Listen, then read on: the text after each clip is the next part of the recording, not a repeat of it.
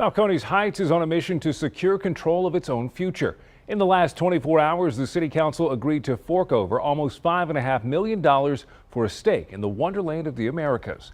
City leaders say they've created a dependable revenue stream by taking partial ownership of the old mall. Eyewitness News reporter Matt Houston explains how it will work. It's an apt place for a shopping spree, though the Wonderland of the Americas hasn't hosted a trip to the mall quite like this.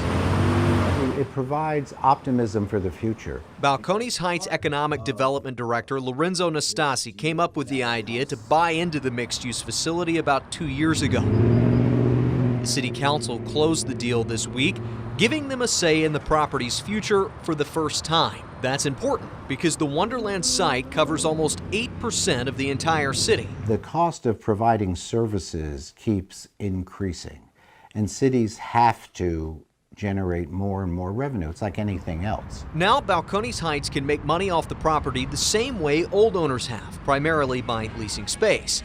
But the move also helps ensure an entity like a tax-exempt megachurch doesn't take over and cut the cash flow back to the city.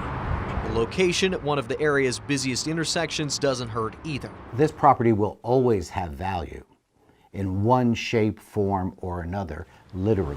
Nastasi says the city will explore options for redevelopment and new construction on the site. They hope their investment will spark other makeovers along Fredericksburg Road. Matt joins us live from the mall now. Matt, how much of the property will the city actually own, and when will they move any municipal offices into that space?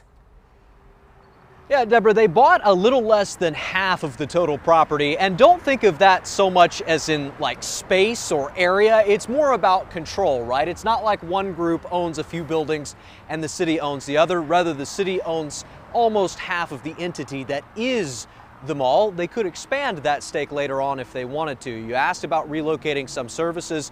That may happen eventually. In fact, they are planning to lease about 16,000 feet to move some services in. We just don't know which ones yet, so something they're still working on. I'm Matt Houston, KENS 5, Eyewitness News.